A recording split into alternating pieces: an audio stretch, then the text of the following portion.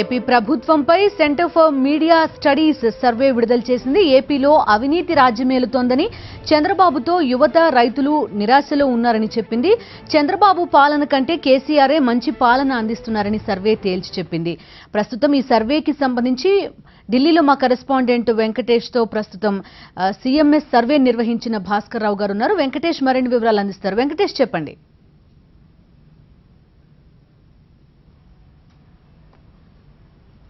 Venkatesh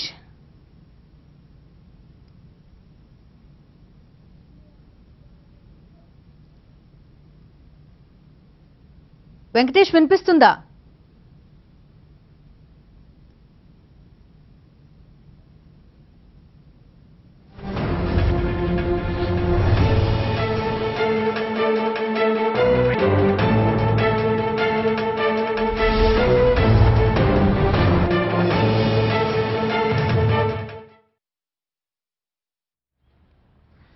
Telugu Desam party 2 ఏళ్ల ప్రభుత్వ పనితీరుపై సెంటర్ ఫర్ మీడియా స్టడీస్ ఒక ఎక్స్టెన్సివ్ సర్వే నిర్వహించింది. స్టేక్ హోల్డర్స్, ఒపీనియన్ మేకర్స్తో ఎక్స్టెన్సివ్ సర్వే 10 జిల్లాల్లో నిర్వహించింది. ఆ సర్వేలో కళ్ళు చెదిరే నిజాలు, దిగ్భ్రాంతికరమైనటువంటి నిజాలు బయటపడ్డాయి. తెలుగుదేశం ప్రభుత్వం 2 ఏళ్లలో ప్రజల ఆశయాలు, ఆకాంక్షలకు అనుగుణంగా ముందుకు వెళ్లడం లేదనేటువంటి విషయం బయటపడింది. ప్రధానంగా రైతులు కానీ అట్లాగే యువతకు పూర్తి నిరాశలో మునిగిపోయిందని ఆ సర్వే ముఖ్యమైనటువంటి అంశాలన్నిటిని వెల్లడించింది. అమరావతికి సంబంధించి పెద్ద పెద్ద వాగ్దానాలు చేస్తున్నప్పటికీ కూడా అమరావతిలో ప్రజలకు, సామాన్య ప్రజలకు ఎటువంటి సౌకర్యాలు అందుబాటులోకి వస్తాయనేటువంటి అనుమానం కూడా ప్రజల్లో ఉన్నటువంటి పరిస్థితి. సో మొత్తానికి ఈ సర్వేలో చాలా దిగ్భ్రాంతికరమైనటువంటి విషయాలు వెల్లడైనాయని చెప్పొచ్చు. ప్రభుత్వం ఒక ప్రగతి దిశలో సరైనటువంటి డైరెక్షన్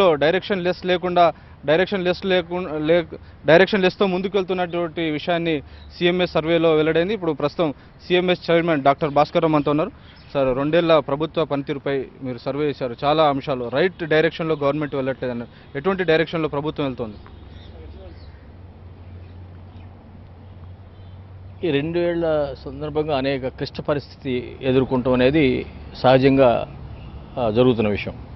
అయితే ఈ క్లిష్ట పరిస్థితి ఎదుర్కొంటంలో విషయంలో చంద్రబాబు కన్నా ఇంకెవరు ఇంతకన్నా బాగా చేసి ఉండలేరు అనేటువంటి అభిప్రాయం ఒకటి ముఖ్యంగా వచ్చింది. అట్లాగే పాజిటివ్గా చూస్తే ఈ ఎలక్ట్రిసిటీ విషయంలో కానివ్వండి, రైతు రుణమాఫీ విషయంలో కానివ్వండి పాజిటివ్గా ఉన్నారు. అయితే ముఖ్యమైనటువంటి విషయాల్లోకి వస్తే ఒక డైరెక్షన్, ఒక ఫోకస్ లేదు. చాలా ప్రోగ్రామ్స్ చెప్తున్నారు, చెప్పేదానికి చేసేదానికి పొంతన లేదు అనేటువంటిది నాకు అంటే ఎవరికి వాళ్ళు నాకు సంబంధించినంత వరకు మా గ్రామంలో దాని ఫలితాలు, ప్రభావాలు ఎప్పుడు కనపడతాయి అనేటువంటి ఆసక్తితో ఉన్నారు. అంతేగాని ఇంతవరకు ఈ ఫలితం మా వచ్చింది అనేటువంటిది ఎక్కువ మంది చెప్పలేకపోయారు. చంద్రబాబు నాయుడు పదే అమరావతి గురించి మాట్లాడుతున్నారు, దాన్ని వరల్డ్ క్లాస్ సిటీ చేస్తున్నారు. దానిపైన ప్రజలు ఎటువంటి అభిప్రాయం ఉంది? మంచి క్యాపిటల్ కట్టాలని చూస్తున్నాడు అనే భావం ఉంది. కానీ అయితే దాంట్లో ఒక నిరాశ ఉంది. అదేంటంటే ఒక నిరాశ లేకపోతే అనిశ్చిత ఉంది. అదేంటంటే ఇంత పెద్ద కడతం వలన మాకు ప్రజలకు దూరం అవుతాడా ప్రభుత్వం? ఎవరైనా ఇవాళ ఈయన ఉంటాడో ఎల్లుండి ఇంకో వాళ్ళు ఉంటారు. క్యాపిటల్ అనేది చంద్రబాబు క్యాపిటల్ కాదు, అది ఆంధ్రప్రదేశ్ క్యాపిటల్. ఈ క్యాపిటల్కి ఇవాళ ఈయనున్నాడు, రేపు ఇంకో వాళ్ళు ఉంటారు. అయితే ప్రభుత్వం దూరం అవుతుందా ఇంత పెద్ద క్యాపిటల్ కడతాం వలన అనేటువంటి భావన, ఇది ఒక ఇంపార్టెంట్ ఫైండింగ్ అది సర్వే. పెద్ద క్యాపిటల్ అనే భావం ప్రజల్లో పడింది. ఈ పెద్ద క్యాపిటల్ వల్ల మనం ప్రజలకు దగ్గర అవుతుందా లేకపోతే దూరం అవుతుందా, మన పనులు జరుగుతాయా, మనం వెళ్ళగలుగుదాం అక్కడికి అనే భావన ఉంది. అయితే దీనివల్ల మంచి జరుగుతుంది లేకపోతే దీనివల్ల మనకేదో మెరుగు జరుగుతుంది అనే అభిప్రాయం ప్రజల్లో లేదు. సో యువకులకు ఉద్యోగాలు కానీ లేదంటే ఉపాధి భృతి ఇస్తా అని చెప్పాడు, కానీ ఆ విషయంలో ఇంతవరకు ఎటువంటి ఒక స్టెప్ కూడా తీసుకున్నట్టు కనబడలేదు.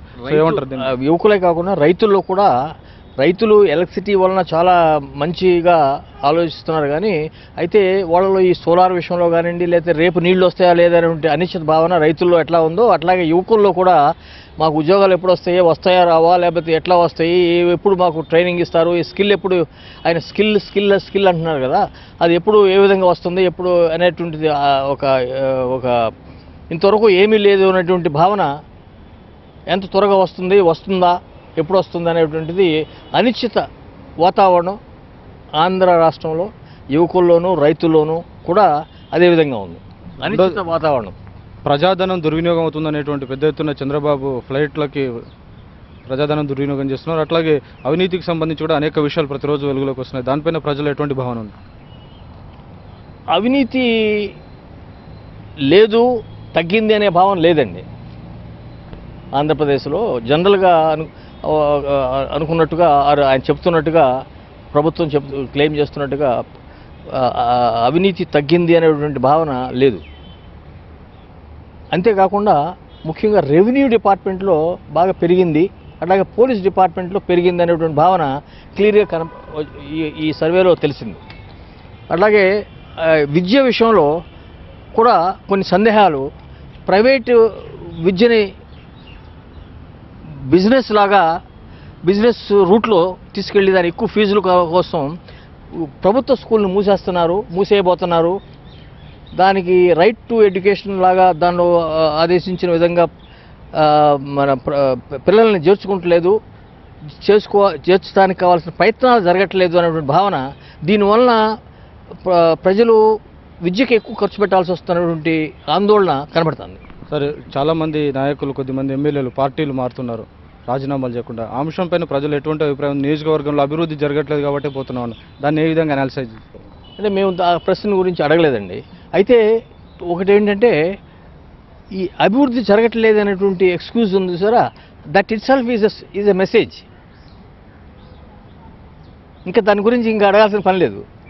ఎవరు పార్టీ మారిన వాళ్ళు ఆంధ్ర రాష్ట్రంలోనే కాదు, దేశం మొత్తం మీద చెప్పేది ఏంటంటే, మాకు పనులు జరగాలి, నేను పనులు చేయించుకోవాలి, మాకు ఓటు వేసిన వాళ్ళకి పనులు చేయించాలంటే నేను ఆ పార్టీలోకి వెళ్ళాలి అనేటువంటి ఇది లార్జ్ స్కేల్లో మనం ఆందోళన చెందాల్సిన విషయం. ఇది ఆంధ్రప్రదేశ్లో, ముఖ్యంగా తెలంగాణలో అన్ని చోట్ల కూడా జరిగేది ఇదే.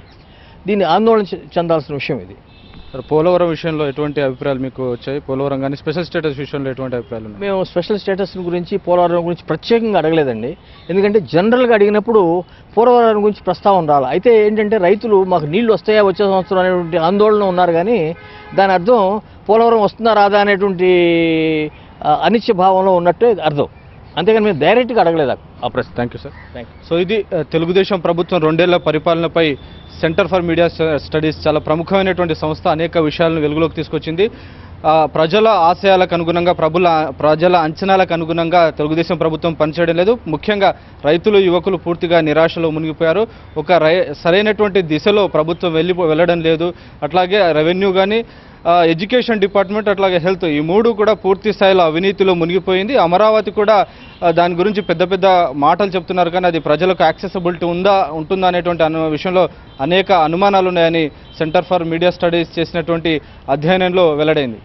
Right Venkatesh, thank you.